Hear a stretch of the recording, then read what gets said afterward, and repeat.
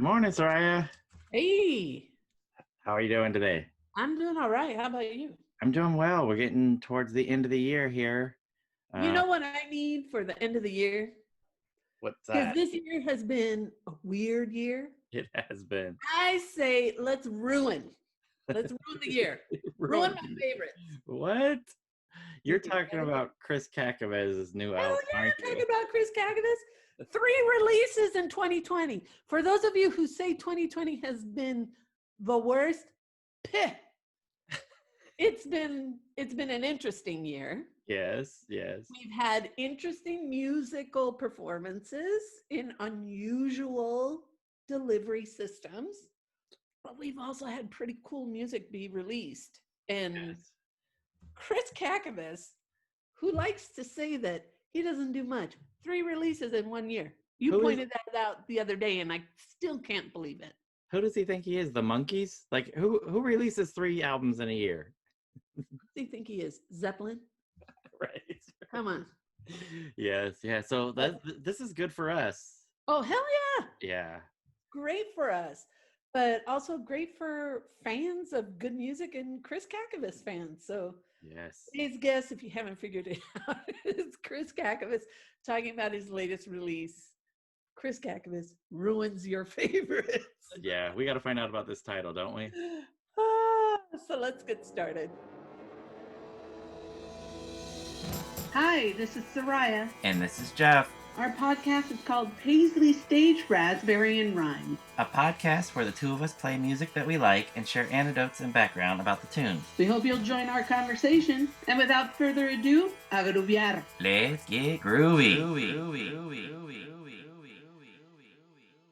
Yep. Yeah. Oh, here's Chris. Right in the nick of time. Let's add him to the disco party. Connecting to Chris Cacavas. If he's not wearing boogie shoes, I'm going to be disappointed. Here we go. You got me? Oh, there he is. Boom. We can hear you. We just can't see you, my friend. All right, hold on. Let me check the. All right, so you got my voice. Yeah, we got that. I loud and clear, huh? Yes, sir. Should I turn it down or? No, you're good. Okay. Yeah. Okay. Okay, going to video now. And you see me? I see me. We don't. Okay, hold on. Can you describe what you look like? Soraya said she's expecting platform shoes. I'm expecting boogie shoes, man. Baby, my boogie shoes are long gone, sadly. Ah! I mean, I can boogie in any shoes I'm wearing. See, that's the proper answer. But my actual platforms are long gone. I got them at Florsheim, actually. They were rainbow wingtips. Shut it! Oh my God, they were amazing. Can you imagine? Florsheim is such a proper shoe store. And I know, it's ridiculous. Dang. It's ridiculous. Okay, hold on. Let's see. Here we go. Start video. You guys ready? We're ready. Are you sitting We're down? ready. Are you sitting down? We're sitting. Look at you. Look at you looking at me. Hey man, you looking at me? You looking Yeah, at me? I'm looking at you. I'm looking at you. Chris, it is so good to see you. Yes. You too, guys. I love you guys. Oh my God. You know we love you too. 100%. Awesome. Jeff, are you checking out that artwork on the wall? Are those your pieces, Chris? They are actually, yeah. This one off to the corner with the purple. It looks purple to me. I may be off. That one is really cool. I like the mix of colors there. Yeah, I like the ones over my vases over here. Yeah. And that red and black one off to the side of the case. This one over here? Yeah. That one's pretty cool, actually. It's all this abstract. It's kind of like my music. I have no idea what I'm doing. And sometimes I get lucky. You know, Jeff, for a guy that names his latest release, Chris Cacavas ruins your favorites, that's a pretty ballsy statement. Yes, yes. Chris, we are so happy to have you on. I know our listeners are thrilled. Hey, Jeff made an observation and we have a question about it. Third release of 2020. Just what are you Yeah. up to? Well, actually, I think technically home recordings came out a year ago in November, I believe. Okay. Uh-oh, somebody's going to do the math. Somebody's I going know, to I'm do going to the go to Bandcamp. math. Going to try and get a little more light on my ugly mug here. No, hey, you Yeah. look fantastic. What are you talking? Honey, it's all about how you feel good. You do you. I feel pretty good. You Then- guys looking good? You feel it? If you guys feel half as good as you look, you guys are feeling damn good. Aw. I was just telling Soraya, she looks fabulous. Yeah, hey, you know, when you Sarai. take a shower, it helps. See, that might be my first mistake. It's like, Oh. can you Oh, man. tell me how that goes again? Okay, wait. Oh yeah, November 2019. I stand corrected. Yeah. Okay, so second release of 2020. Well, here's the cool thing. I can still get under the wire with the third release. Yeah. You And, okay? but I'm working on a Chromo Valdez thing right now. And so that is technically not Chris Cacavas, but hey, gonna do this Chromo Valdez thing, and then maybe I'll bust out another Chris Cacavas thing, you know, because I'm crazy. No, you're artistic and obviously inspired. I mean, I am. I'm frustrated. I'm equally frustrated and inspired. And like I was pretty honest about with my last release on Facebook, it's like, you know, I need the money. Boy, do I need the money. So, you know, this is an opportunity. This is a way that I can not actually beg for money, but I can actually create something and offer it. You know, it's the barter system. I think it's the future. It should be the future. It was certainly our past, you know, where people traded services for goods Right. and goods for services. And it's all kind of all I got to offer, you know. People are selling off their equipment. I pretty much sold off everything that I can afford or that I am willing to sell off. Let me put it that way. And I've sold some very special pieces of equipment, you know, like very special. But most of this happened already years ago, you know, when I was already struggling. But it's okay. Things come and go. You know, they're just things in the end, material things. But the where I'm at now, it's like I need to still continue to be able to record music and play live when and if that happens again. So there are certain things that I absolutely cannot and will not get rid of, you know, good. no matter how desperate I am. You know, I still got that option of prostituting myself. No, And I like the idea of more music from Chris Cacavas. That's for sure. cool, awesome. be- Me too, actually. Me too. Yeah. So one of our questions, Soraya and I were talking about is, obviously you're inspired and you can come up with all of this new music. Why the idea to go back and re-record some of your other material, our favorites, and you decide Yeah. to ruin them? And ruin is subjective. It was actually an idea that my wife Rose and I talked about some years ago.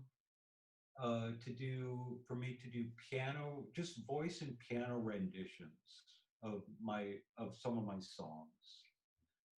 And the the thing about that is like it's an easy option, you know. Well, not completely easy because the point is, I wrote these songs on guitar. You know, some of them or most of them I played piano on when I recorded them. But to make this record, it was actually more difficult than I expected because I actually had to relearn the songs on the piano. You know, I had to figure out what the hell are these chords, you know, because I played them over and over on guitar, you know, live in live situations. And so I knew them inside out on the guitar. But to play them on the piano, I actually had to go back and learn my own songs. The advantage was that at least I knew the arrangements. And for most of them, I knew the vocals, I knew the lyrics, but not all of them. On a few, I had to actually, you know, type up the lyrics and have them next to my garage band when I was recording to know what the hell I'm singing, you know. And I was pretty, I was pretty faithful where I could be.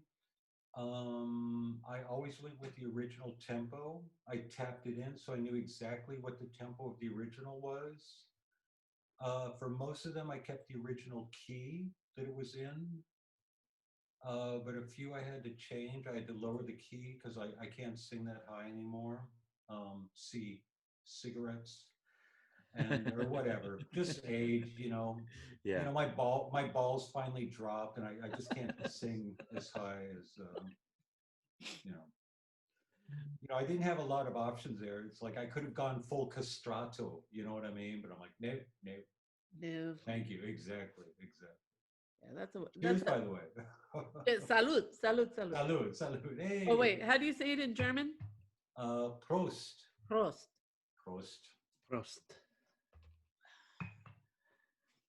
So, ruins your favorites. This sounds like a little tongue in cheek, I'm hoping. The title is curious. Well, you know, the thing is, most of my album, well, a couple, let's say, a couple of the album titles have been ironic, and I am into irony, of course.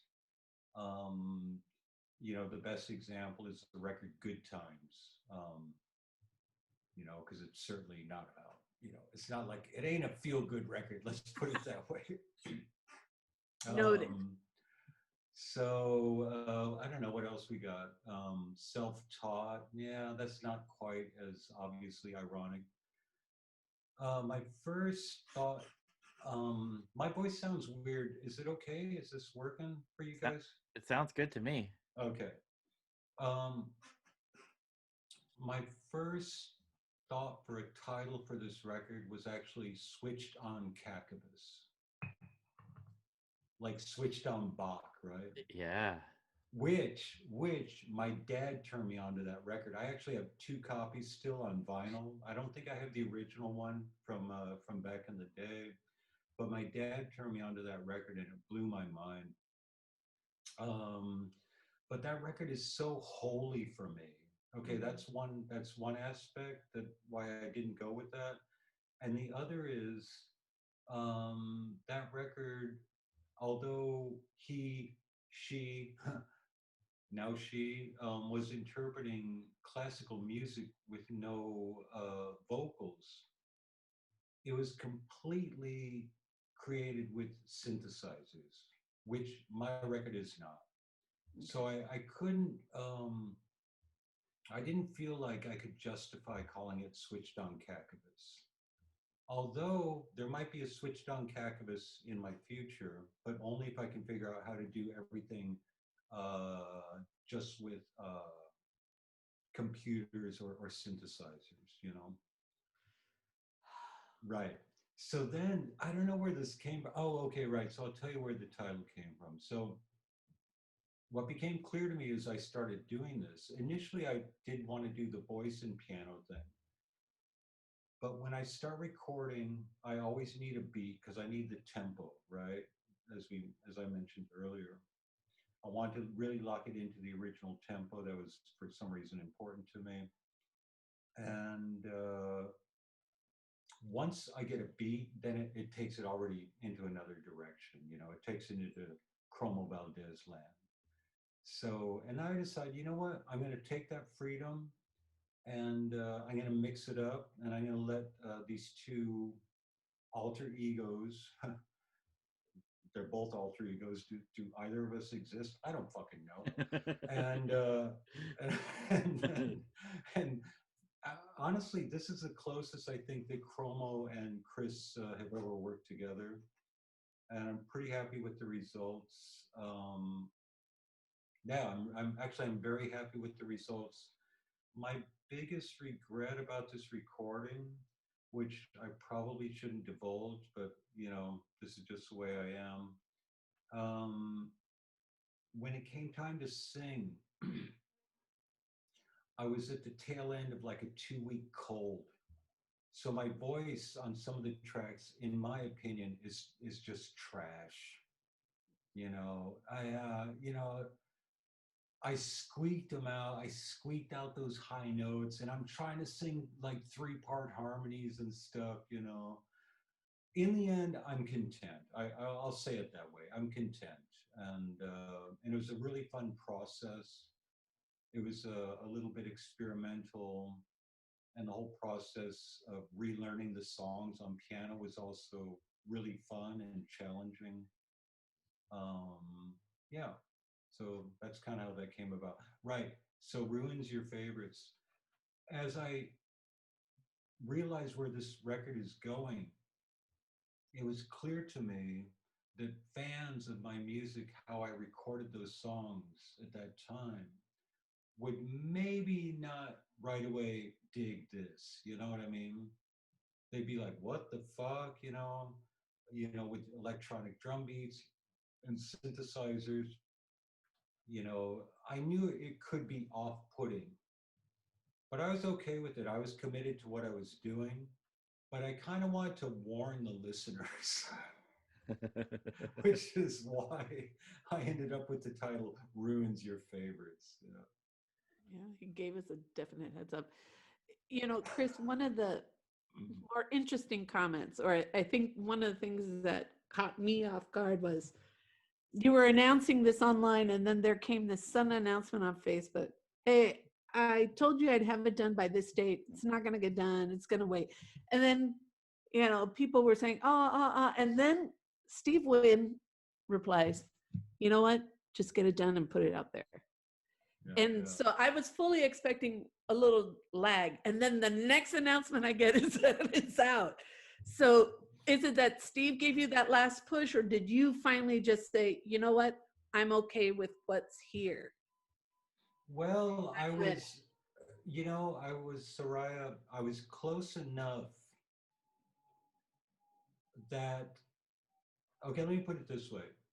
The day I wanted to release it, it was not ready. Okay, so that's legitimate.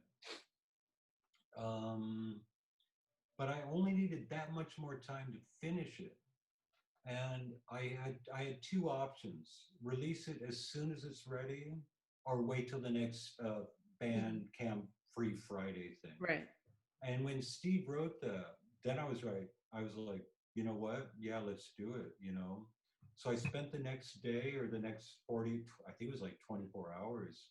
And I went and finished those mixes and I listened and I signed off on it. And I said, okay, let's do this. Let's just put it out there. But definitely Steve did have something to do with that. Because it was pretty amazing when I got that notification. I went straight to go buy it. I said, shoot, I don't know what happened, but I'm here for all of it. So it was pretty cool. But I'm glad you had that extra time then to it was get it to a place where you were comfortable. It was literally just finishing mixes. I had 10 songs and like 8 were mixed. I think I probably still had to sing one on that day. You know what I mean? So it's literally the songs were not complete. There's no way, I could have released it on, and I tried. I was busting my ass. I really wanted to get it out on that Friday. It just didn't work. And I was okay, and then I was okay with it. I'm like, okay, whatever. Didn't happen on that Friday. It's all good. So it made me think, if you consider yourself a perfectionist, or are you more of like the REM style where mistakes and all, it's going out? Mm. That's what I was wondering when it didn't meet the deadline, and I was thinking, is Chris in there like making everything just perfect? But it sounds like the songs weren't even quite finished. It was less of perfectionist thing and more of a these songs aren't even cooked yet, completely cooked yet. In this case, I mean, all the tracks were there. You know, they just had not been mixed. And like I say, I think there might have been even one. There was at least one or two that had not even been sung yet. You know, um, and the mixes are really important to me. The whole process is really important to me. And I would say yes, to some degree, I am a perfectionist. But on the other hand, I welcome the chaos. Let me put it that way, which is something that I learned from Hal Gelb, you know, from Giant Sand. You know, you have to let these things just come into your music, you know, and I love that. I love that process. I love those surprises because I don't want to know every damn thing that's going to happen. You know what I mean? Um, you know, and I like the quirkiness. I think it also gives a song soul. You know, if you don't try to control every aspect of it. You know. Yeah, let some stuff happen. Um, I mean, But having said that, you know, it's like I'll play a piano track 10 freaking times in a row until I get it right. okay. You know, for me, the foundation, especially the rhythm, has to be tight and locked in. You know, or yeah, tight, loose, tight. You know, um, I need the foundation to be really solid, and then I can mess around. Then I can let things go off track, and I love that. You know, and especially I think especially you'll hear it in my Chroma Valdez stuff. Anything, you know, even my past stuff. It's basically me starting a thing, keeping on course, and eventually it just completely devolves. You know, and I love that. I love that. That's cool. Well, Jeff, I say let's start walking through these tracks. Yeah, I want to know why these particular songs got picked. Yeah. So So, I mean, was that a pretty simple process, Chris, of selecting, shaking your head vehemently? No. So, how did these 10 make it? Well, initially it was clear to me I didn't want to jump on the hits, you know. I didn't want to do like Pale Blonde Hell. I didn't want to do, you know, I don't know, whatever other hit people might have wanted to hear. The other thing was that I had to find songs that I felt lent themselves to an electronic interpretation. And once I got the first few, it kind of set the course for the rest of the record. Okay. Um, so those two aspects of trying to avoid the hits, although Anonymous slipped on there, Good Times got on there, which Right. was kind of surprised me. But I'm really happy that I ended up doing that one. Really happy with how Good Times turned out. And the other thing is, I went to my roommate, who's a major fan of my music, and Pete Funk, who has his own band, by the way. I got to give him a shout. No Sugar, No Cream, Pete Funk. Good There you stuff. go. You guys got to hear it. You guys got to hear it. Okay. Um, oh, I'm the new guitar player in his band, by the way. So wow. whatever. That's another story. But I digress. Um, Anyway, so I would go to Pete and I said, Pete, what do I do now? I said, I did it. Oh, the other thing was I chose 10 records, 10. And I said, Pete, I want to do a song from each of these records. So you tell me what to play. So pretty much I left it in Pete's hands. Having said that, for example, for Good Times, he suggested Over You, right? Which love that song, but it was too folky. I tried it. I tried to do it, but it didn't fit to the electronic interpretation. Yeah. So I ended up doing Good Times. But really, Pete Funk had a lot to do with it. I said, tell me what to play. Literally, I'd finish the song. I'm like, Pete, what do I do now? Wow. I mean, but that shows that there's some sort of artistic. Sorry, I'm thinking in Spanish. There's an Yeah. artistic connection there where you can trust him to help guide you. Because when Jeff and I went through these tracks, I mean, so let's start with number one, All That Air from Love's Been Discontinued. Talk to us a little bit about this song, or what was unique this time around that you found as you were playing it as a cover. Isn't it weird to talk to the artist covering their own song? But Yeah. I digress.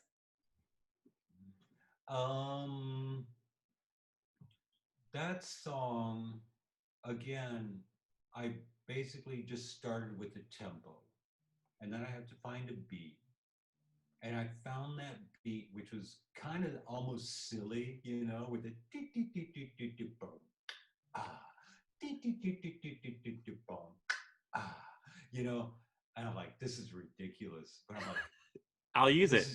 Yeah, it worked. Yeah, I was like, this is ridiculous, but all right, let's do that, And then I'm telling you, it was all easy peasy after that, because it's like the guitar on the original is like bam, bam, bam, bam, but I'm like, I wanted to try and create something much more minimal, which is I try to continue that theme to some degree throughout the record, but I just want it to be minimal, just like bam, just hit the chorus, bam, and recreate certain elements. In some songs, I went a little further in trying to recreate original elements. In this song, it was only the chords and then that bass line, boom, boom, boom. That tremolo bass, which originally I played on a guitar, on a tuned down guitar, but this time I actually played it on a bass through a tremolo. But tried it, I wanted to bring elements. I wanted to bring reminders of the original in. Mm-hmm. Yeah, so that's how that one came together. And but that beat made it for me. I blame the beat. That's a great name for a title too. Blame I it on the blame beat. Yeah. I mean, Blame It on the Boogie's already been taken. So next up, go ahead. Boogie Schmoogie. Blame it on the beat. Blame it on the beat. There you go.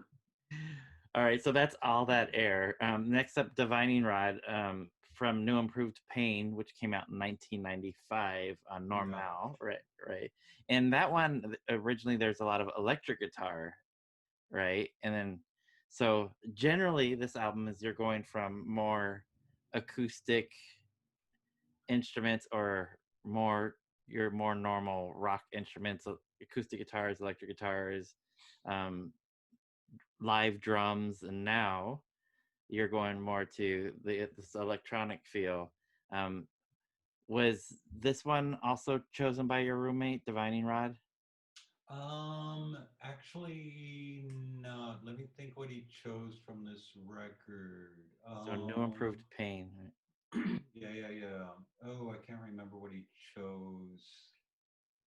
Oh shit. I could ask him, but he's downstairs with his family right now. But you ended up going with Divining Rod. Yeah, somehow Divine, and that was kind of a fluke, because I was not sure if that would work at all. And in the end, I'm really happy with how it came out. And I tried to do that synthesizer. I tried to do the guitar riff on synthesizer. That yeah. It totally didn't work. It sounded so stupid, So I invited my friend Heike to play violin on a few songs. I said, I said to Heike, try this one. It was really difficult for her to play, on the violin to, but man, she pulled it off. And right, so that's how that happened. I have to say Uh, that I love the violin on top of the electronic. Um, cool. yeah, I, it sounds really cool because it brings in that more. I don't know. I think violin reminds me of the human voice somewhat, mm-hmm. and I mean it's an instrument, of course, but there's something in it that reminds me of the human voice, and with that, those little pieces that she adds, and not just this song, right? She plays on a couple She songs. plays on Anonymous, and she plays on, I think, Let You Down. No, that's Steven on Let You Down. Safe Haven. Safe Haven. Yeah, Or, can't remember, but I think those are the three. Divining Rod, Anonymous, and I believe Safe Haven. Yeah, yeah. yeah, I love how that Anyway, there's that sound. when I because it was clear I wanted her on Anonymous. I definitely wanted her to cop the cello part. So she actually played viola on that one, bracha as they call it. So Heike Vendelin played violin and viola, and um, and I knew right away I was going to love that contrast of having an acoustic instrument on there. Yeah, But I strictly avoided playing guitar on this record. That was an intentional decision. I said I'm not going to play any guitar. Okay, I did play some bass guitar, and there's one song at the very end where I play an electric guitar. It kind of fades in at the end of one of the songs, but my intention was to try and do it as electronically as possible, focusing on drum machines and keyboards. And, this is some heavy stuff.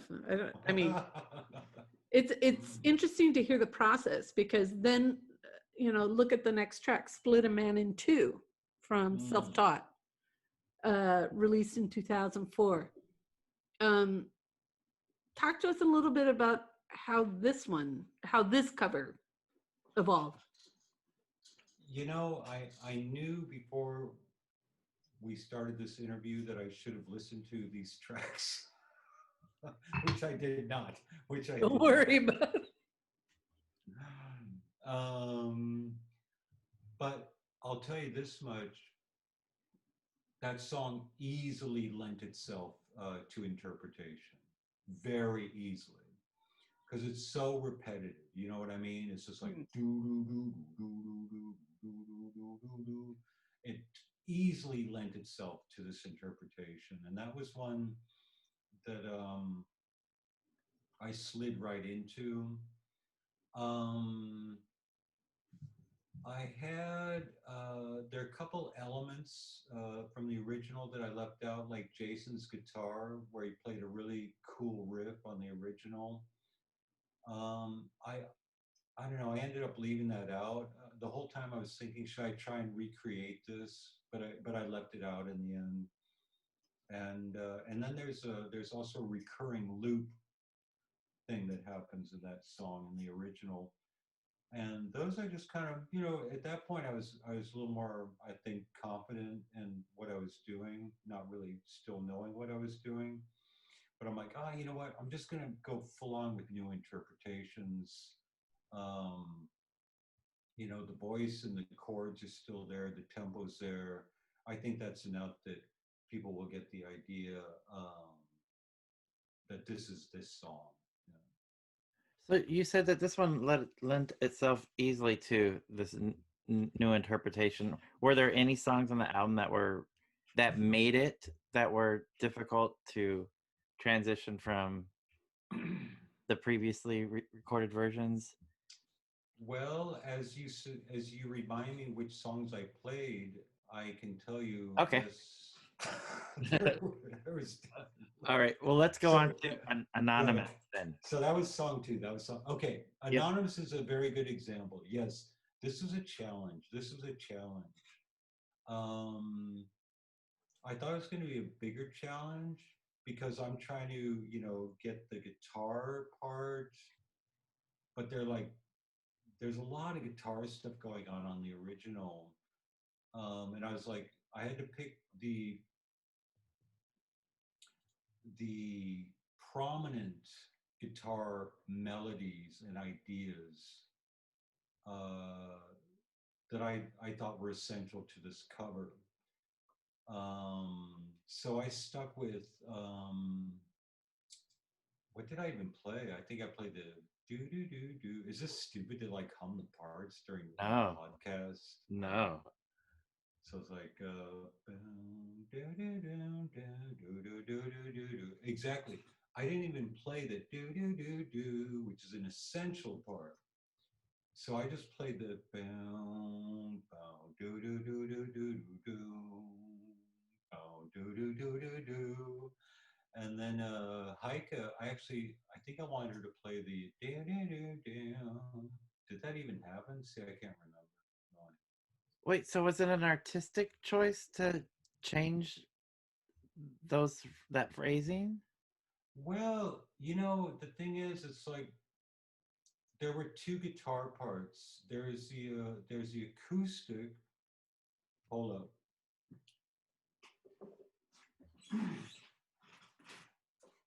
Are are we gonna get a live performance right here?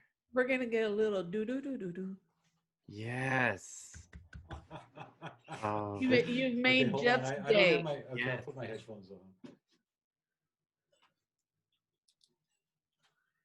I You don't have a have good. made Jeff's afternoon. In the I don't meantime, have. I as don't. all of the audience starts to fill the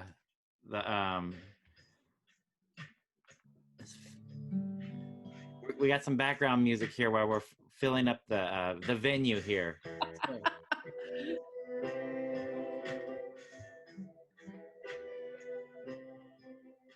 All right, ladies and gentlemen, Chris Cacavas is on stage right now. Ah! All right, so I'm gonna try and.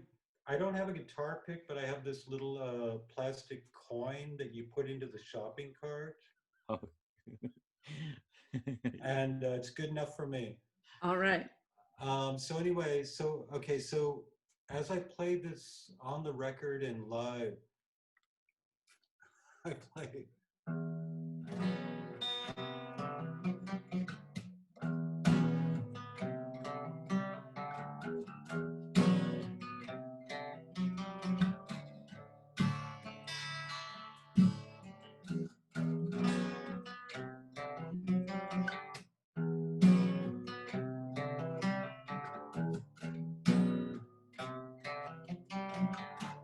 All right, tuning is overrated. Um, so there's that. Only a string, maybe slightly out. So the riff going behind that is so it's like right Yeah. on electric guitar, Sharp. and then like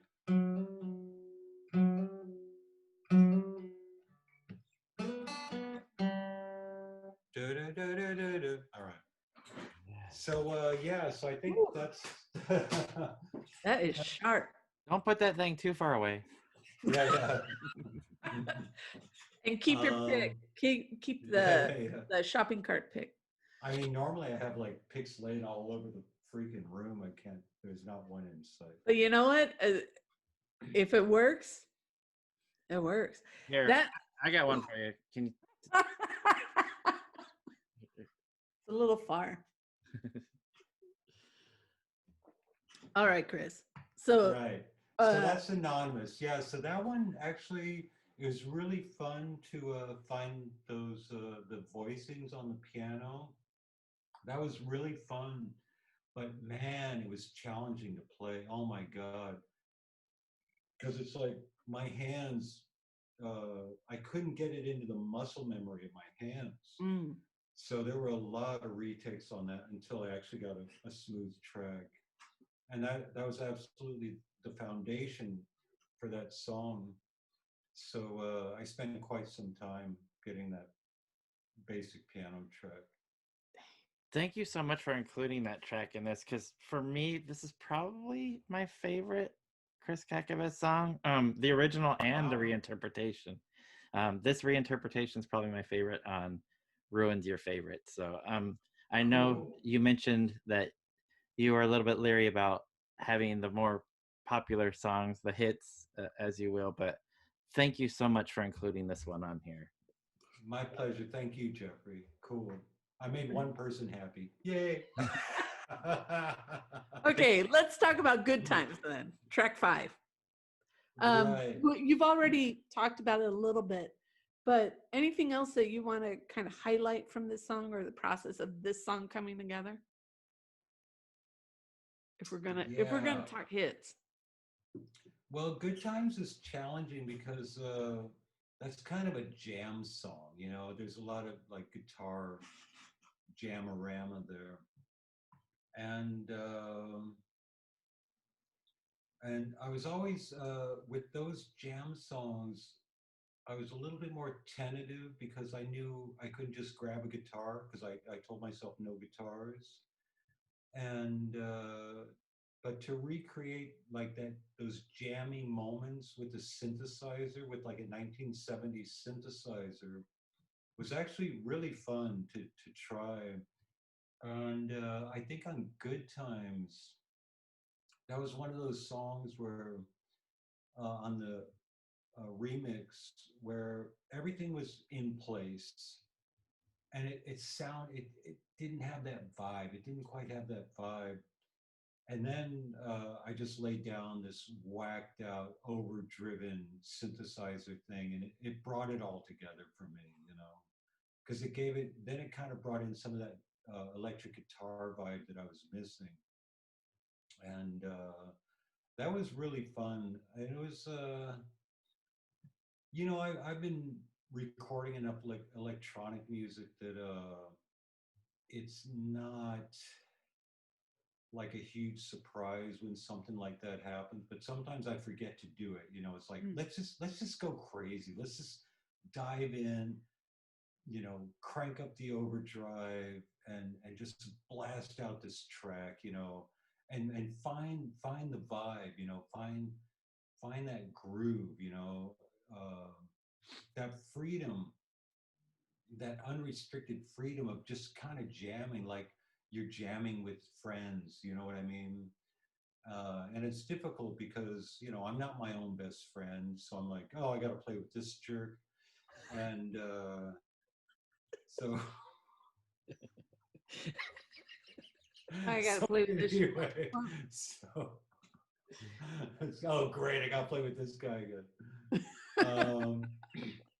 No, but to cop that vibe, and on that one, it took that song for me into exactly the place that I wanted it to be, and it was really, yeah, a fun and exciting moment. There was a lot of discovery during this recording process, self-discovery, sound discovery, engineering techniques. It's I'm constantly learning by doing, and man, it was a process, and it was a pretty concentrated time because I set this deadline, as you guys know, and I was busting my ass, I really was. And it was exhausting, I think that's why maybe I got sick, in between, like I had like a cold, like a head cold. And then again, when it came time to sing, it's like my voice was like gone.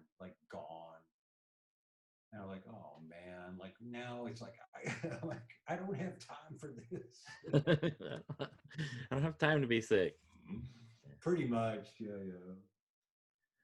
But I bet that was having that thing to focus on was probably good for your emotional well-being and just state of mind, especially during this 2020 pandemic, having that focus.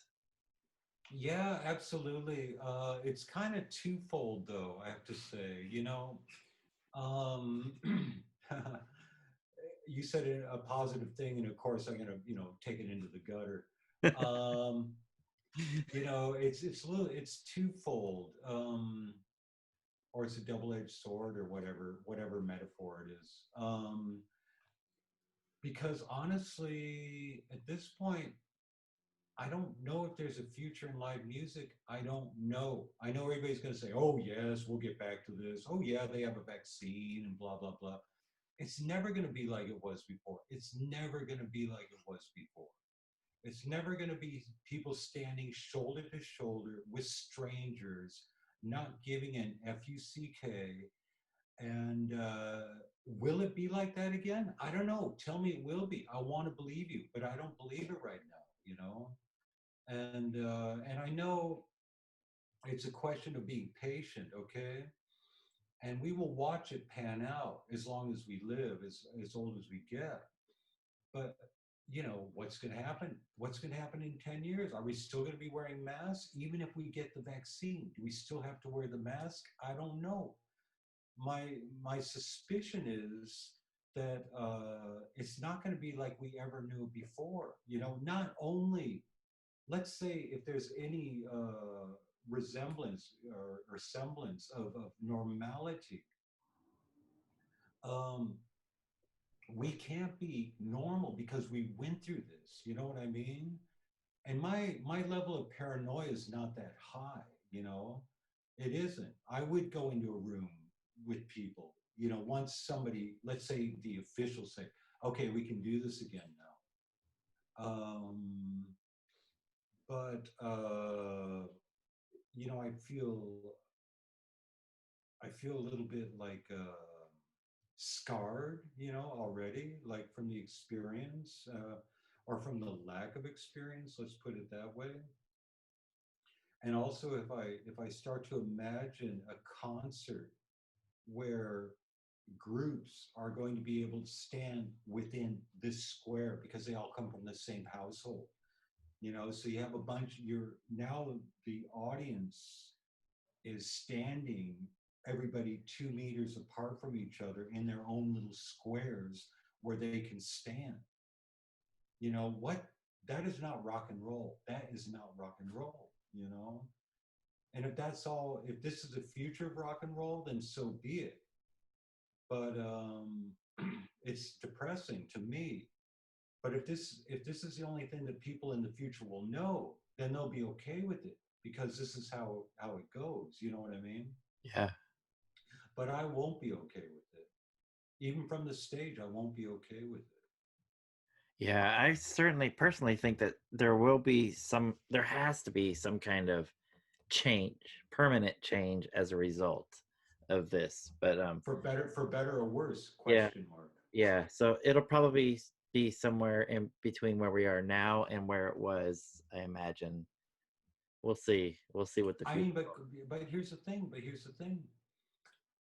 It's like, okay, good. So the rest of the world comes back to normalcy, a sense of normalcy. All the clubs are closing. How are the clubs surviving? They can't survive. The clubs are fucking closing. The circuit Mm-hmm. has reduced itself by at least, I don't know, a third by now. Yeah. At least a third. The clubs are closing. Who's going to bring those back to life? The people, these guys who ran these clubs passionately, who's booked these clubs, it's a wonder if they'll freaking survive. And if they can come back, how are they going to come back? Yeah. How are they going to come back? Find new investors? Hey, I need money to open my club again. Sorry, your club is not a club. It's a fucking spa now. Or it's a fucking Corona clinic. What do I know? Yeah. Yeah. I mean, it's like, I don't want to, I'm not Mr. Well, I'm a little bit Mr. Sad Sack guy.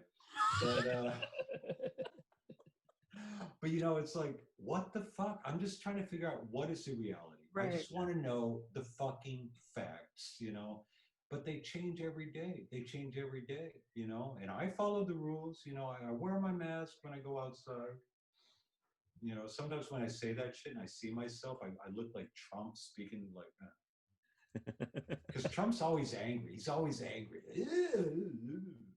No, but couple of key points. One, you're not painted orange, and two, you're not spitting vitriol. What you are, though, is stating some facts, and I think it's a necessary conversation about how our music venue is going to be viable moving forward. Yeah. And I think you present a really good point to think about. I think we're all so desperate to be right back where we were, pressed against each other, like maybe an inch between each other. I mean, Jeff is the king of being way at the front, people behind him, and it just being a rocking evening. And I think we're all desperate to get back to there instead of standing in a bloody square, with 4 people and then 2 meters apart is another one. Yeah. But I think we're all willing to, as Jeff said, we're all willing to envision whatever that change, whatever that gray area is going to be. And there are 2 aspects to it, or probably more, but the main aspects for me are, first of all, as a spectator, I'm a huge live music fan. I was still getting in the mosh pit, I don't care. I'll get in the mosh pit. If the band's exciting and they move me, I'm in the mosh pit, At the concerts, I'm always going to the front, it would be me and Jeff like elbow to elbow up there, Heck yeah. I love it. Because I want to see what the musicians are doing. I want to look at when they step on that guitar pedal. I want to see all this, This is the excitement of live music, and the freaking camaraderie of being with strangers, that camaraderie. Yeah. So that was actually one aspect. The other aspect for me is that it's my livelihood, or it was my livelihood, or it supplemented my livelihood. One supplements the other. It's like I never earned enough money from music alone to survive, to raise families. And I was okay with that. But now, so what, what my 2 fucking jobs are? Musician and cook. Guess what? All the fucking restaurants are closed. I can't even do that if I wanted to, So it's like, Jesus Christ, what can I do now? What can I do? I'm 59 years old. It's like, what are my options, right. So what I'm actually doing right now, thanks for asking, is What are you doing right now, Chris? Oh, funny you should ask. Hey, thanks for asking, Jeffrey. I'm doing band coaching at a high school. Oh, that is awesome. And it's funny how it came about. I'll spare you the details, but so I ride my bike like 20 minutes to the high school. Tuesday I have 2 bands. One is a 4-piece with keyboards, drums, guitar, and trumpet. Whoa, what are they, Beulah? What is this? What's that? I just referenced a band, Beulah, Elephant Six band that had a similar kind of trumpet. Dude, they're 11 years old. Yeah. And you know what? And I never heard of that band you just mentioned. I'm pretty sure they haven't either. But I'll ask them when I meet them. And then there's like a 5-piece band, 2 electric guitars, bass, keyboards, and drums. And last week or 2 weeks ago, I got a new band, which is 2 gals in the band, like this very petite girl who plays bass, and a girl keyboard player. Her brother plays guitar, electric guitar, and a drummer. So you coach these students? Well, my mission is to teach them to play a song, but they're not I mean, they can't play chords on the piano. You know, I have to tell them, I literally have to put their finger on the frets of the guitar. You know what I mean? So it's a challenge, but it's fun. It's freaking fun. We have a blast. I'll send you guys a video I took the other day. You guys will crack up. It's like Please. it our last session just degenerated into pure chaos. It's like Rock and it's roll. like exactly. And you know, and the kids need that too. I think these guys needed that. They're like, you know, and we have to wear a freaking mask the whole time, you know, and I think they were just happy. And I give them that room. I give that literally give them that room. I say, you know, I start a little bit with a little bit of order. But if they want to take it somewhere, I'm like, let's do it. Let's get noisy. Let's get loud. Let's blow it up. And this one kid was just screaming. First he's rapping, and then he's just screaming, and it was like so cathartic, you know. And then they start like breakdancing on the floor, right? And then this one kid, he saw his buddy like do this kind of breakdance move. You'll see it in the video. It's pretty great. I want to see this. You won't see the guy's move that he actually did like a breakdance move, but you'll see his buddy trying to do it. And basically, he looks like he's curled up in a fetal position. And if you see the video, you might actually worry about him, but he's okay. Sounds like one of my dance moves. Well, he looks a little bit like he just got tased, you know, like with a taser. Those b-boy moves are hard, man. You got to know what you're doing. Baby, I know. I got my moves. I got my. No, I know you got your moves. I know if we put the right beat, if we put a little Eric B and Rakim, I know you're gonna bust it out. I know that. I'm Yes, aware. please, Soraya. Yes, please don't though, because you know if you put that beat on, I will get up and uncontrollably dance. Yeah, no. We have got to an be interview. controlled chaos. Yeah, no, we have an interview to finish here. That's all There I'm we go. Okay, but I know Jeff is begging to ask it, and I'm gonna ask it. Do they know your musical background?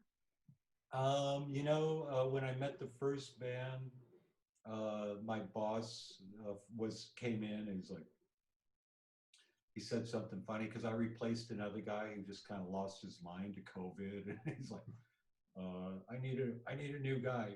I'm like, okay, I'm your new guy. And so he introduced me. He said, yeah, we called this guy from America, you know, to come coach you guys. But the kids are totally nonplussed, you know what I mean? Yeah.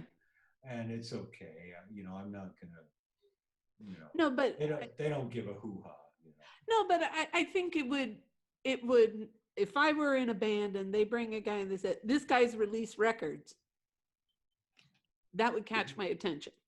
Well, here's actually, having said that, the first band, they're my older boys. They're probably more like closer to 12 or 13. The others are all like 11-year-olds.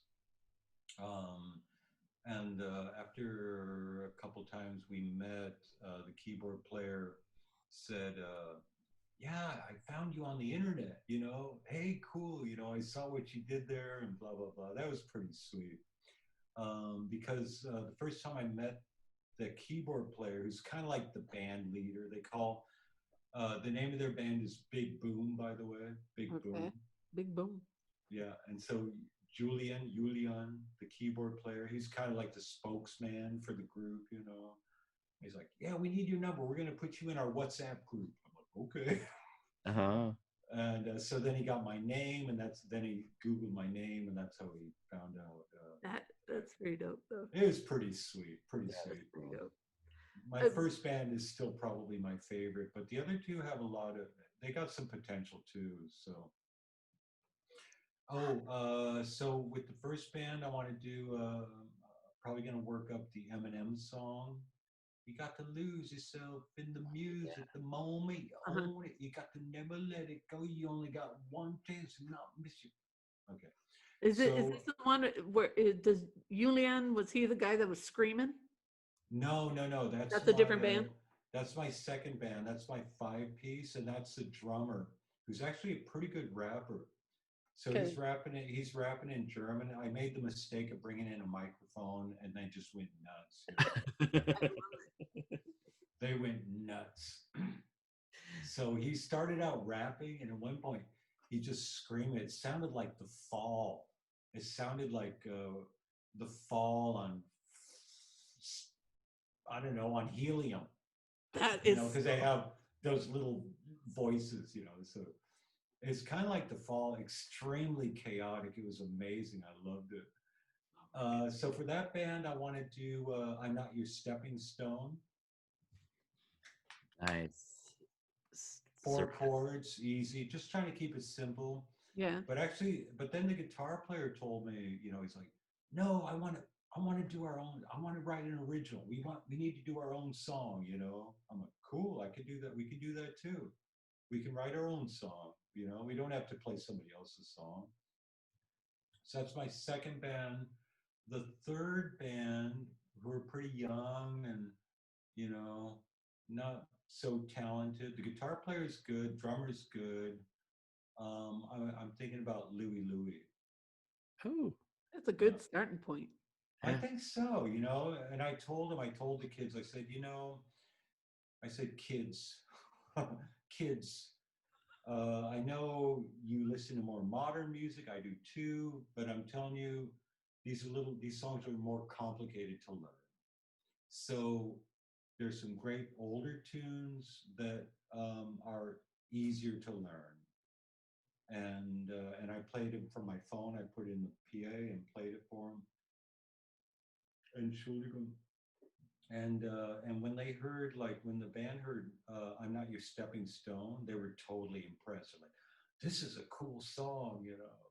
and you played the Monkees version? Yeah. The Monkees version.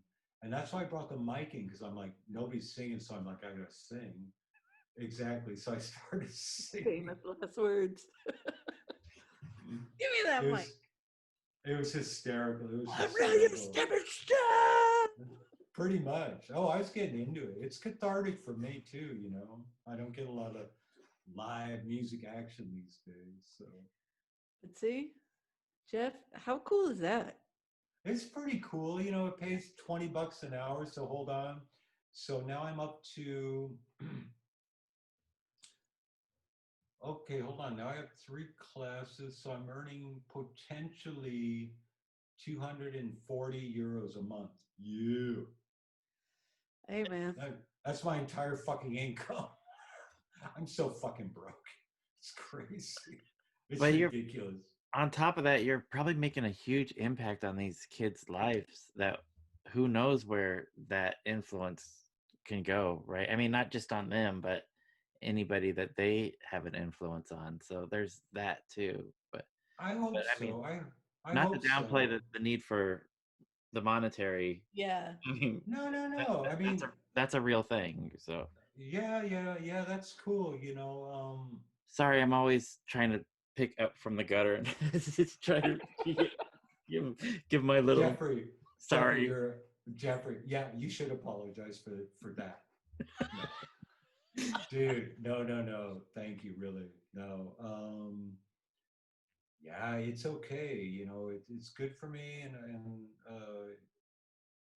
and maybe I don't know. Who knows? Let's see where it goes. You know, we're just having fun, and I'm just trying to, you know, build kind of a relationship with these kids. I mean, a musical relationship, and hopefully I will inspire them. You know, the first thing I asked all of these kids is like, who's taking lessons?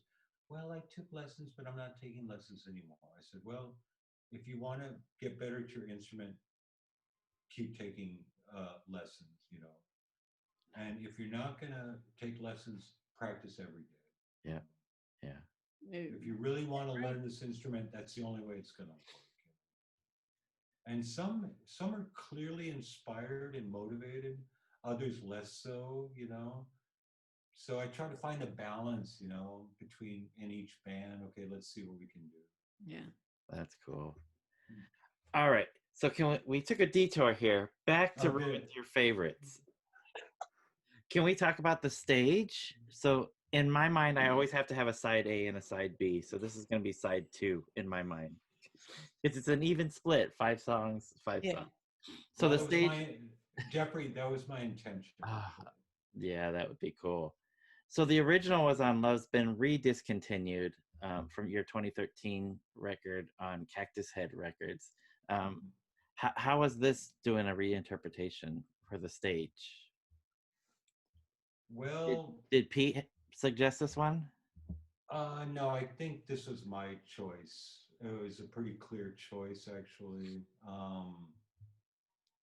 I think mostly because of the tempo, I'm like, okay, I want to do something like this. Speaking of tempo, so I tapped in the tempo, right? And a fast song is between 120 and 130 beats per minute, okay?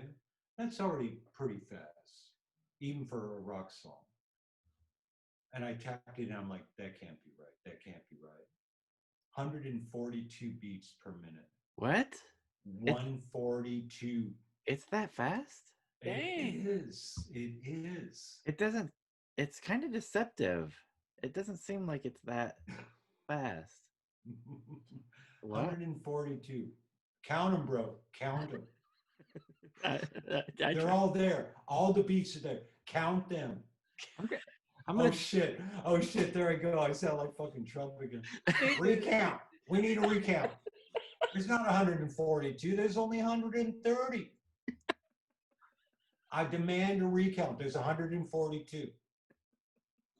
All right. But anyway, rant over. So sure enough, 142 beats per minute. And I'm like, this is crazy, So the first and most obvious difference is that on the original, it's guitar and it's already set in the tempo, even before the drums come in,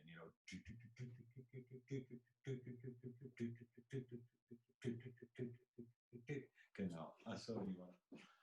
There's a guitar nearby, right? Sorry, Soraya. I mean, I love you mouthing the parts, but there's a guitar right there. Hold on, where's my? Here it is.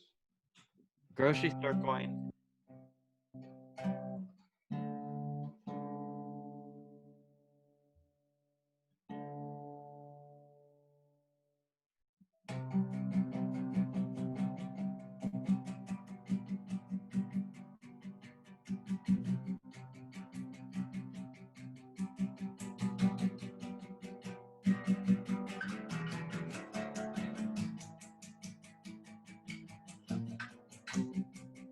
Right. So it's over here, by the way. Drop D, and then Oh, it is drop D? yeah, I'm just on these two notes, and then just a half step down on that one.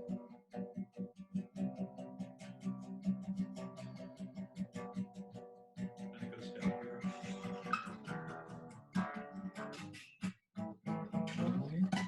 Anyway. Dang.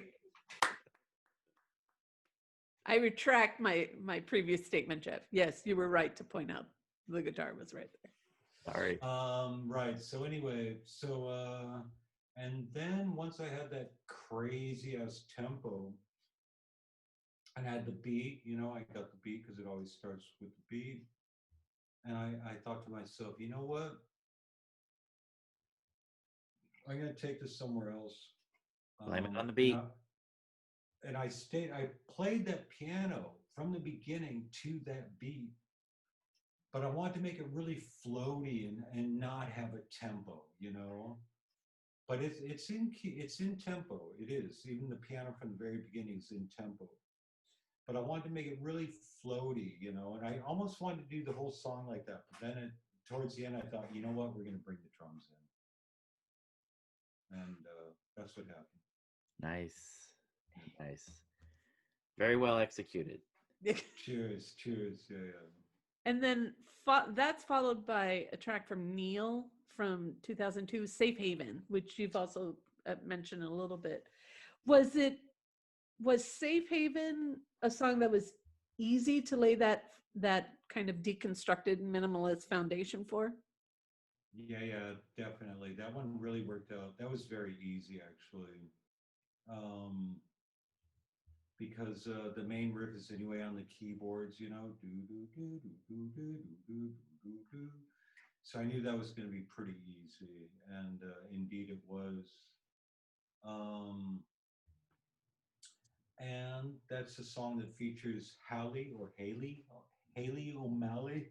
I never asked her for the pronunciation of her first name, which is actually spelled more like Hallie. Uh-huh. And since her last name is O'Malley, I think it's maybe a rhyming thing. Oh, Hallie, forgive me if I've just mispronounced your name over and over.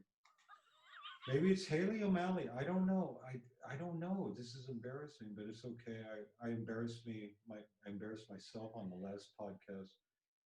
I Uh, I I I hope it's Hallie O'Malley. That would be so. That alliteration Yeah. sounds perfect. I Halio. have a I'm suspecting it is, but I'll ask her tonight. Hey, I mispronounced your name tonight. How's it going? So you brought her in on vocals for Safe Haven. Is there a reason why? Okay, so there's this guy who I've never met called Chris Chandler. You probably met him, Jeffrey, because you know everybody.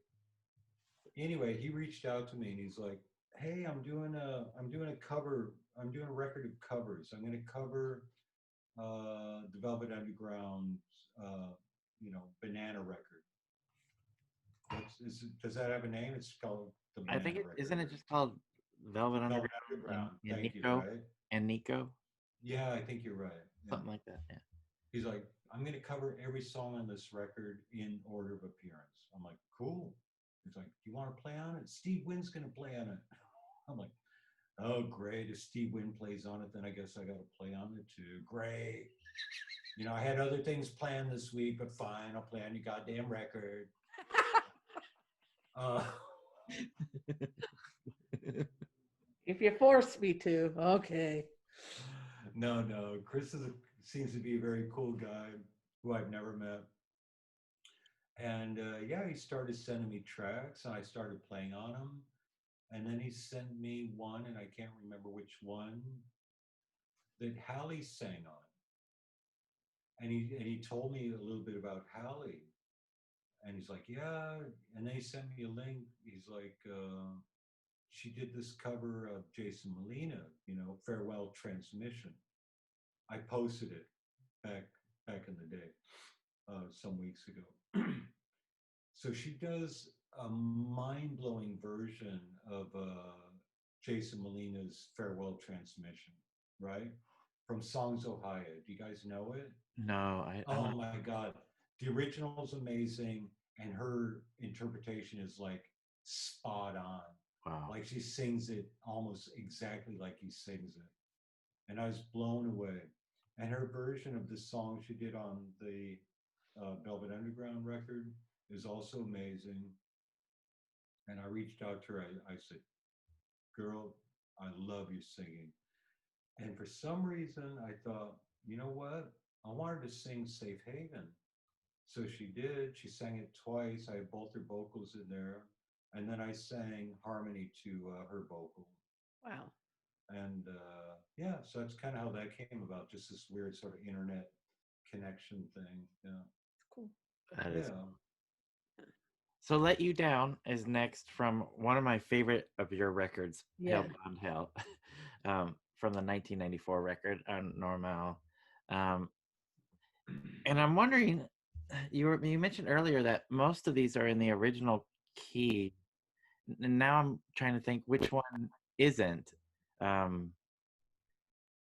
do you know, is Let You Down, is that the original key? Let me think about. I think that one might be actually. Okay. Wait, hold on. Let me think about it. Might not be. Jeffrey, I can't answer that right now. Okay. All right. So what about Let You Down, pulling that one in? Was that one pretty easy to do this new approach with? Well, that was kind of a fluke in a way because you know, I forget what I considered off of that record. I don't think it was one that Pete suggested, and I can't remember what he suggested. If I look at my notes, I could tell you. Um,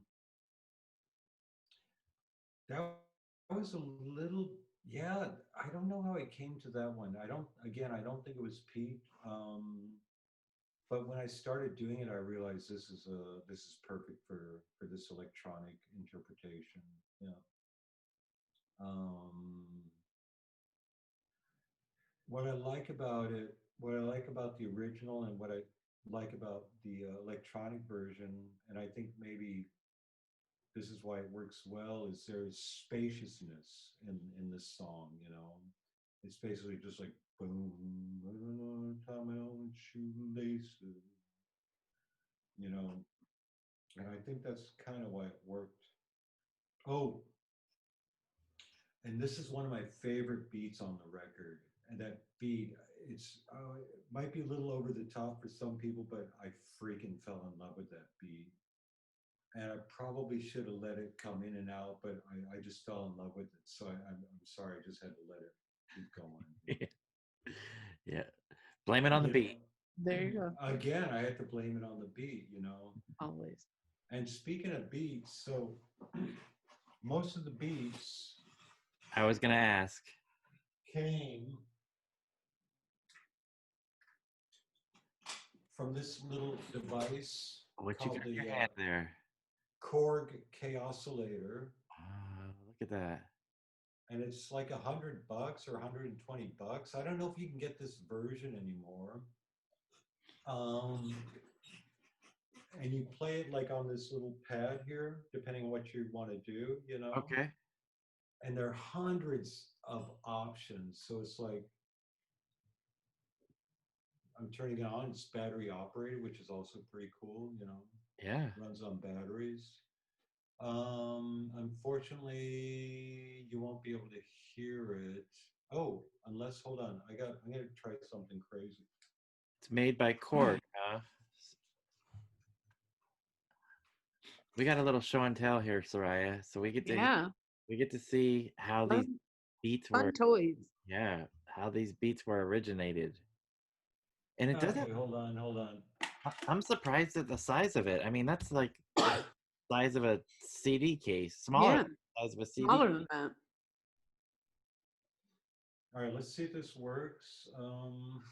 I'm plugging my headphones into the speaker output, and I'm gonna put the speakers on the microphone. Oh, all right. We might get a transistor radio kind of effect. We'll see. I don't know. Let's see what you got. Can you hear that? Yeah. Should I turn it down? No. Turn it up. Let's be like Chris Cacavas telling the guys in the 11 and 12-year-olds, turn Crank it it up. You can hear that though, right? Yes. All right, so all right, I'll walk you through this. So it has like melodical sounds. Yeah. Oh, that's So this is high to low, obviously. Now, and it's actually playing notes, obviously, okay? So now I take a low note.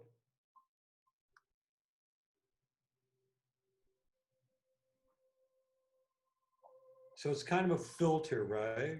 Yeah. So up and down is more of a filter. In this direction, it's more pitch.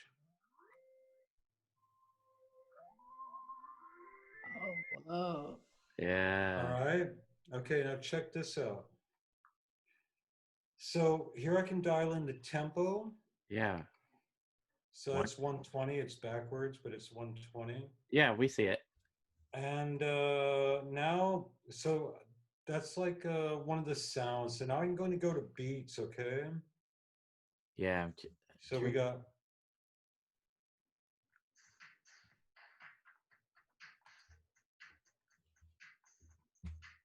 All right, check this out though. I can record it.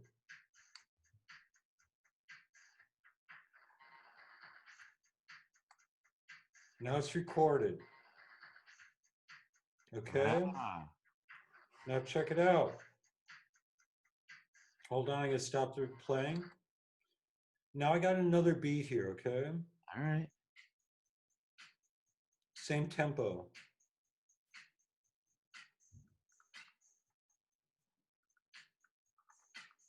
Okay?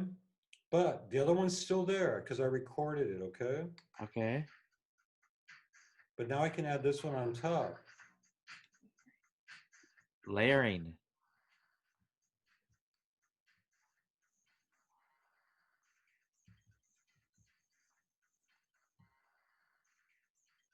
Oh, that's pretty cool. All right, so now I have all that. Now I can add some melodies. There's just so many options here, yeah? I'm just gonna get a little silly. I'm gonna just do it without talking about it, okay? I'm gonna record it as it happens.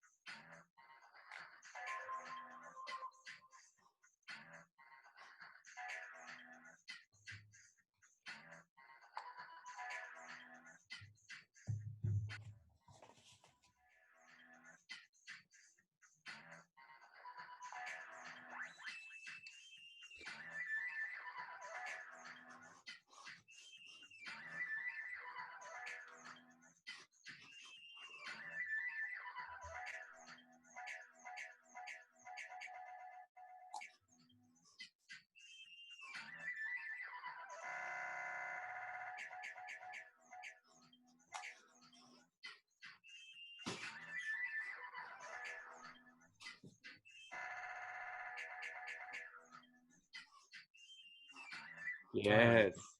Song Whoa, construction. man. Chris Cacavas right here. We're constructing the That's piece not right what I'm here. talking about. Dude. Live on the podcast, constructing the piece right here. Woo. So I can definitely see how this how this works with the Chromo Valdez material for sure. Yeah, yeah. Easily.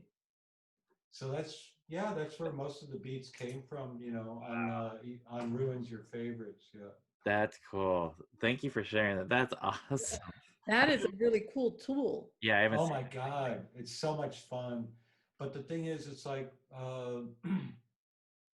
you can't save anything in here. So as soon as you turn it off, it's gone.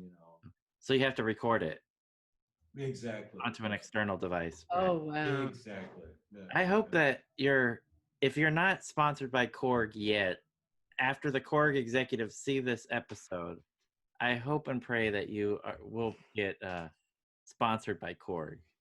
Yes. Korg executives, are you listening? Are you listening? Listen.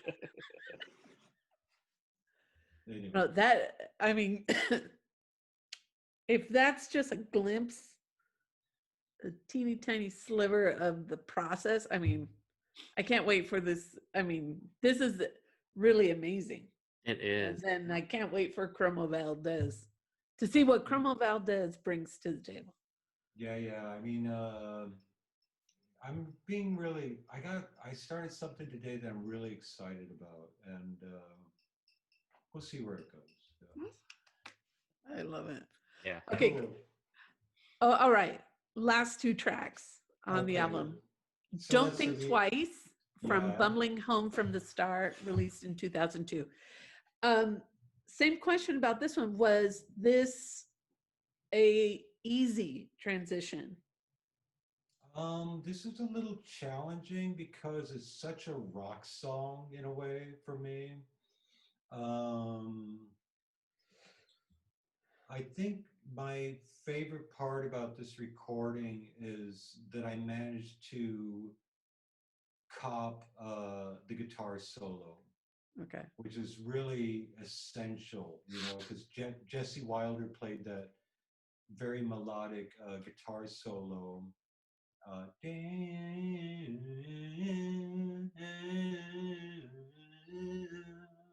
cetera, et cetera. And I'm like, I gotta cop this. And I did it with the synthesizer, and I'm pretty pleased with how it came out. I sent it to Jesse. He liked it too, you know. This was relatively, it was challenging, but certain aspects were easy, like, because they're very cut and dry parts, you know, like the synthesizer part that goes do do do do do do do do do do do do do. So in terms of recreating, it wasn't that challenging, you know, and the chords are pretty easy. Not, you know, the chord structure wasn't that challenging. So all in all, I can't remember. I think my biggest challenge was getting this guitar solo on the synthesizer. Yeah. And then you ended up being pleased with how it came out. Yeah, I am. I am. I played it. Hold on. You know, since we're doing show and tell, Oh my gosh. I'm not going to play right now, though. I played it on this synthesizer. Oh my. This one right here. I had to pick it up with the stand because it's attached. Oh wow. What is that? It's a 1970s Pro 1 sequential circuits, Pro 1. That looks like a beautiful piece of machinery right there. It is. It is. Oh my gosh. My cousin. Well, I thought he was giving it to me, but he's still, every time he sees a picture of it on Facebook, he's like, "Don't forget, I need that back." I'm like, dude, this is like fucking 25 years ago. You still need this? You're like, come and get it.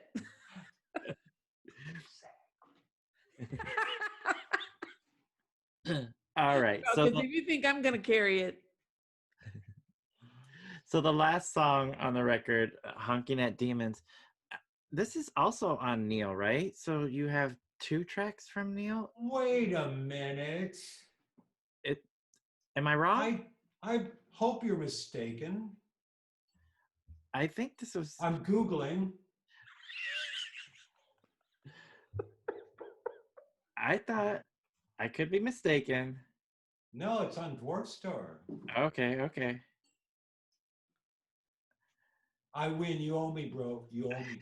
We retract our statement. Wait. No recount needed. Dwarf Star. Am I wrong? Am I wrong? I mean, it wouldn't be the first time. No, I think you're right. I think you're right. So why is this for a closer? Because it's, I don't know. You know, I'm always intrigued by sequencing, so I just have to ask if there's no reason that comes to mind. But I don't know, but I'll tell you this much: it was easy. It was an easy choice for it to be the closer. Like that's how I made the sequence. I had the first song and the last song, like right away, and then I just filled in the blanks from both sides. You know. Crazy. Yeah. Why is it the closer? It just seems appropriate. It seems appropriate. And I like it. It's the most, for me, it's probably the most soulful and intimate and jammy tune on the record. Somehow it is, you know, like how it goes out. It gets a little proggy, it gets a little prog rock, I guess, you know, where I start like doing the kind of, you know, stretching out on the synthesizer. It just seemed like the appropriate closer. I think I don't know. It's your oldest song, isn't it? Well, from this batch of 10. No, because Dwarf Star came out Oh, after good. Pale Blonde Hell. Yeah, and Good Times? Good Times too. Yeah, and Good Times. Yeah, Okay. yeah, All right. exactly. Yeah. All right, but it is one of the earlier ones, but from the 90s. So Exactly. Yeah. So a lot of the original releases, Chris, German only releases, well, at least a couple of them, the normal releases. And I was wondering, when you go to your Bandcamp page, there's the 3 newest releases, and I think on another Chris Cacavas Bandcamp page, there's, I think, Love's Been Discontinued. I think it might be available. Wait. On Bandcamp? Yeah. No, I mean, if Love's Been Discontinued is up there, I didn't put it up there. There's another release on a different Chris Cacavas page. There's one that has these 3 newest releases. Dude, are you serious? Because it could be that I made a second Bandcamp page without knowing that I made a first one. I think so. I'm gonna double check that Really? right now. Send it to me because I'm Oh, I'm a little yeah. slow. No, there is another one with you, and it's only has Love's Been Discontinued. Okay. And then there's another one where you have Ruins, Your Favorites, Burn the Maps, and Home Recordings. So yeah, you have 2. Here. Soraya, help me. Send me that link. I need to delete Yeah, I will. tonight. And just a FYI, this is the photo on it. Did I fucking make that? I have no bloody idea. Was I drunk? Well, here's my question though, Chris. No. Beyond that, did anybody buy that record? Maybe there's money there for me. Maybe there's like. Well, what's on the merch for that link is the vinyl of Love's Been Discontinued. Oh, that's some bullshit. Then I know. Okay, good. Okay, it's not bullshit, but it's now. Okay. Now I have to. Do you want me to send you this? Definitely, but it should say whose fucking Bandcamp is that? It says Chris Cacavas, Germany. Man, that's some bullshit. Because the other one has your website, has your name. Yeah, because that's the one I made. But this has to be for the guy in Denmark who put out my record, and that's all fine and dandy. Who put out my record? He can sell it on Bandcamp if he wants. But Jesus fucking Christ, don't call yourself Chris Cacavas. Then call yourself They put under your fucking record company name. Am I right? I would yes. It was confusing to me. So if it's confusing, Jesus, I never saw that. What the fuck? Yeah. Oh, and there's another one. Did you know of this one? That is sorry. It's not it's a page of just an album of me and the devil. That's okay. That's it. That one's fine. Okay. That's my buddy Ed. That's all good. And then you've got a fan page. But which is not stupid. selling anything. Nah, the fan page is stupid anyway. I should delete that. All right. Okay. So back to my original thought. Chris, there's a lot of these releases that are not available on Bandcamp, and they're hard to get, at least like those normal releases. Is there any reason why those can't be made available on Bandcamp, or is it a label thing? They own that, so you can't sell those? No, it's not that. It's has more to do with my inconsequential laziness. Please put those out on Bandcamp. Some of us will buy those. Yes. I think more than you think will buy it. Yeah. And then the question is, should I put it on Spotify for streaming? Steve Wynn's been hitting me up on that. He's like, you got to get that shit on Spotify. I don't think I'm okay. I'm a Spotify user. Me too. I've been listening to the new AC/DC for the last 2 weeks on Spotify. Ooh, okay. Yeah. Before the vinyl came in yesterday, but is it good? Jeff and I are also we like physical copies. Me too. Ooh, that's right. Nice. Anyways, before this came in, but I don't think you're going to get as much money on Spotify. If you put some of those releases out on Bandcamp, I'm giving you money. Yeah. No. Here's what's clear to me. Anything on Spotify, I ain't going to see a goddamn penny. I think that's been made pretty clear, right? Right. Well, exactly. You might not see pennies, but you might get a little blue grocery coin. I mean, it's not worth as much, but you can play guitar with it. See? He goes, Mo better pick. Yeah, but yeah. So I was just wondering, if some of these other Chris Cacavas releases couldn't be made available on Jeffrey, yeah, Jeffrey, thanks for bringing that up. just a thought. No, it has to happen. It has to happen. And there's nothing keeping it from happening because all the publishing rights have reverted back to me. So yes, it has to happen. Even better. Yeah, very cool. All right, all right. And then we had a thought that was inspired by you, and I wanted to run by you. We were thinking about next year in 2021 doing a series, a DJ series. Actually, Soraya thought of this idea of maybe like doing a once a month thing where we have our friends back on and we'll have like 5 questions or 5 different categories that we'll ask everybody that comes on. Like, Mhm. play a song that gets you moving every time you hear it, and play us a song that you are involved with that you're the most proud of at the moment, like that kind of thing. And it was inspired by you sharing some albums that that you had gotten recently the last time we talked to you. So Soraya said, let's do something where we have like guest DJ spots inspired by Chris Cacavas. So we were wondering, maybe next year sometime, if you would be interested in participating in that. Once we develop it out, we're still trying to figure it out. We gotta flesh it out. Yeah, we're still feeling around on the little pad until Yeah. until we dial it in. So, But it was inspired by you, and we were wondering maybe sometime next year if you would be our premiere episode, if that ends up being something that I'd be honored. I'm happy to do anything with you guys because I love you guys. we love you. we love you right back. And yeah, but I gotta say, so would it be an actual like set, like you would, like we'd be talking like this and then I'd play a song like that? So it would have to be, there would have to be some preparations for it where we would send you the 5 categories in advance before we started recording.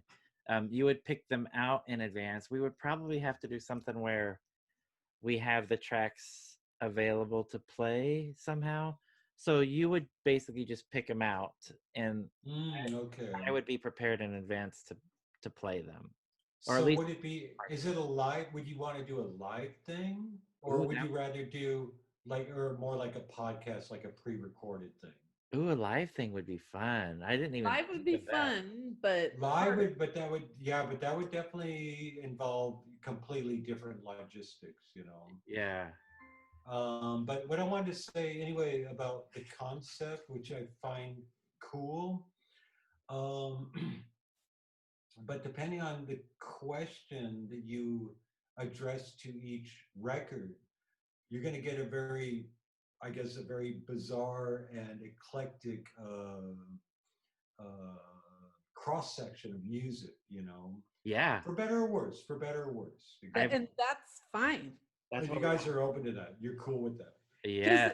One of the things that we always get back in feedback, Chris, especially, you know, with episodes like with you, with Steve Wynn, with so many of our guests, is a lot of times a name or a band, a musician will be dropped. And people go, you know, that sounded really interesting. And then they go on that deep dive. So then we were thinking, you know, if we ask people just, you know, some basic questions and how would they fill that gap? I think our listeners would love it because you'd be opening them up to something they probably have never heard. And it like that stuff. Yeah, and it tells our listeners more about you. And that's, honestly, that's what a lot of us care about. Is I love your music, but I love you more than I love your music. And not that I don't. No, love it's no, really. It's an added dimension because, like, I remember the first time we talked to you, Chris, I was surprised because you started like just kind of showing us disco. Like that message thread cracked me up. Nice. I go, here's this guy that's a rock musician who's just blowing my mind because he knows, you know, the Tramps, or he knows all this disco music and SOS. your DJ set. And it was just, I said, who would even add the two together? Nobody. So like a DJ Yeah. said, like a, you know, DJ, I think. Okay, I can dig it. I can dig it. I'm gonna throw something out there based on what you guys have told me so far. So I think it could work this way, maybe. So like you guys would say, so basically it's me answering a question with a song. Yep. So you guys say context, context, context. Now, what do you think about this? Because it could still maybe have then the potential to go live. Um, and then I would pick out all my song answers. I would be ready for my song answers. And maybe it would be also nice to, if I could reveal them live with you, but that might not work. But maybe then I would send you my 5 songs, let's say. You could have them queued up. Um, and maybe as out of fairness, you wouldn't listen to them until that night, that we have the interview. Oh, Like And, so you have like, we have question 1, song 1, question 2, song 2, blah, blah, blah. And then first, so now let's say we're live or we're not live or we're podcasting, we're pre-recording. Hey, Chris, play us a song that is blah, blah, blah. Then I would say, well, that would have to be this song, which means this to me because of that. And then boom, Jeffrey hits play. And something like that. Could that work? yes. Yes. Yes. Yeah. We could do We that. sketched it out, Jeff. Cool, What? cool. You've even got a diagram? There's like a. This is the way my brain works. I work in diagrams. So I put Okay. question, song, 1, 2, 3, 4. Nice. I like it. I like it. Yeah, yeah. See, Chris, this is why she runs this show. No. Yes. I work here. Jeff No. runs. No, that is proof right there. That is proof. Hey, you guys work so well together, She's Yeah. she's amazing. She's amazing. He's the glue. He's the glue that keeps it all together. I'm just the Nice. talking piece. That's all. I just Well, go, you guys are 2 of my favorite talking heads. And, all right, Chris. So before we even let you go, I want to know, what are you listening to right now that you're enjoying? well, I recently, oh man, I've been listening to so much electronic music, but the record that has recently kind of blown me away, and I haven't spent so much time with the record on repeat as I have with this recently. I want to look up the title to make sure I don't get it wrong. And there's a little story behind it. So, are you familiar with the band Hot Chip? No, I'm not either. writing that down. Hot Chip. So, kind of British electronica.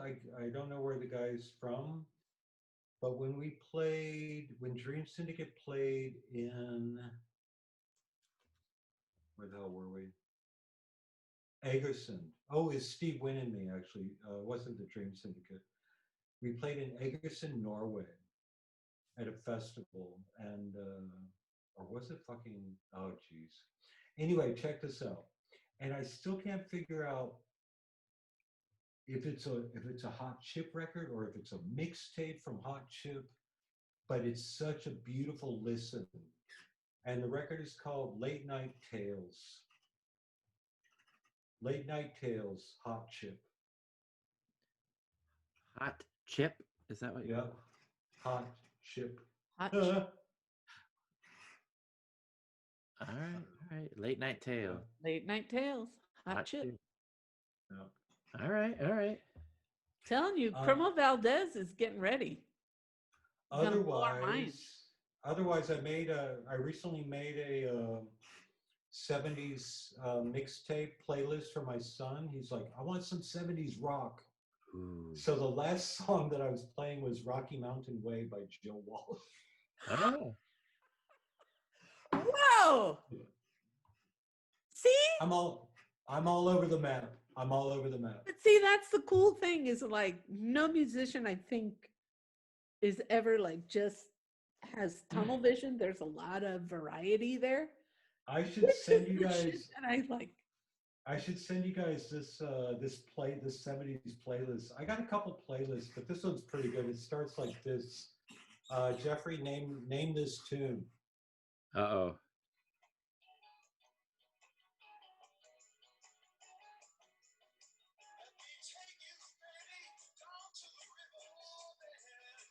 I don't know what this is. Hold on, wait for the chorus.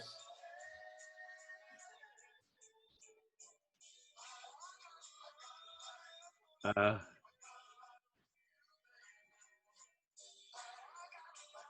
Hold on. Spirit, the band Spirit. Oh. Holy! I would have never guessed that. I gotta be honest. Really? But yeah. Spirit. I thought that band was Quicksilver, to be honest, when I was remembering this song. All right, this is song number 2. You might get this one.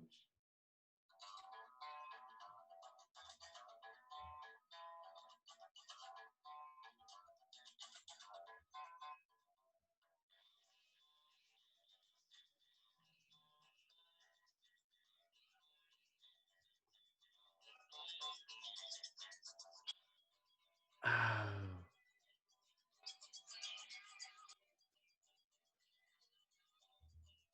Okay, I'll give you a hint. Before they had any women in the band. It's not Fleetwood Mac, is it? It is, baby. What? Yeah. Hold on. Here it comes. Here it comes. Anyway, fuck it. The third song I put was "Listen to the Music" by the Doobie Brothers, but I think I have to delete. I think I have to delete that because that's kind of, I don't know. I don't want to say gay because that's not politically correct. Oh, oh. Okay, but okay. Oh, You know put some this. whiskey in your water. That's some right. sugar in your tea. This is so good. Mama told me not to come. Such a great song. Yeah, Chris, that have you song. ever heard the cover? And please, no judgment. That Tom Jones does of that song. No, I haven't. It is. I'm gonna send you the YouTube. It's good. I remember I was traveling in the UK. Yeah. And I walked into a record store and I heard it and I bought the Covers album and it's my favorite track. Can't wait. Off of that Can't Covers. wait. Yeah, but that's a dope song. Mama told me. Yeah. Oh my God. Three Dog Night. Three Dog Night anyway. And I think I got some Guess Who, one of my favorite Canadian bands on there. Jesus Christ, they just wrote only fucking hits. Did your son enjoy the playlist? Yeah, I think he did. He answered. He gave me a weird response. He's like, I can't make a something like I can't make a playlist to save my life. That's why they rely on dear old dad. Did you like it? I don't know. Oh, that's pretty cool though. Yeah. Cool. And that's cool that your son said, "I want to hear 70s rock." And you're like, "All right." Yeah, and I still don't know why. I still don't know why, because he's like a massive hip hop fan, you know. Nice. And so am I. So you know, hey, so we sometimes it just is. Chris, how's it just in general? How's your family? How are you handling all the?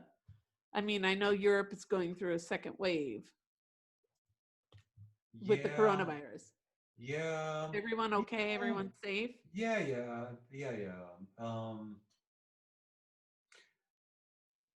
I have a friend in Italy who recently had him and his wife, but they came through it okay. I don't really know anybody else who's had it, Good. you know. And people here are pretty cautious for the most part, you know. They really are. Gee, German practicality, you think? Yeah. All right, people. I hate to say, I have to make a relatively quick departure. The beer has. Well, that's our exit. That's our cue. Thank you so much, Chris. You have a good. Always a pleasure, guys. Always a pleasure. Yeah. All right. I love you, Chris. Be well. I love you too, Jeffrey. Soraya. Mwah. Love you. Love you too. All right, guys. Take care. Thank you. For sure. Take care of yourself. All right, you too, guys. All right, Chris. Bye. Thank you. Ciao. Ciao. Ciao. I love that guy, Soraya. We He's got just a good, solid person yep. and has Yeah. been nothing but generous and sweet with us. Yeah, and on top of that, and that to me is the most important thing. Um, on top of that, he is so talented, and I absolutely love his voice. On this, and it comes through really clear on Ruins Your Favorites. Whenever I hear his voice, it feels like home to me. Yeah. It just makes me feel warm. Um, the guy is ultra talented. Like all these instruments that he plays everything, um, except for like You all have to watch the YouTube episode because Chris picks up the guitar not once, twice, plus picks up a device to create on the fly. yeah, that Korg. I mean, and he can recreate the foundation of those 10 songs just by humming, even though he said, I really should have listened first. And then he would just nail it.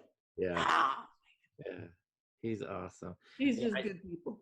yes, I definitely recommend this release. Only available on Bandcamp, uh, as far as I know. So there's no physical release, digital only. And I really do hope that some of that back catalog becomes available too. Yeah. Because there are physical copies available, but it's like a German only release. So for us in the U.S., that's a little bit more difficult. If any of our listeners are available in the UK that want to help a brother out, let me know. And a sister out. Right, right. But yeah, so it would be nice if those could become available on Bandcamp. So Crazy, man. yeah, Jeff, I think we just need to call it a day. yeah. uh, Mi gente, agruviar. Groove on, Paisley people.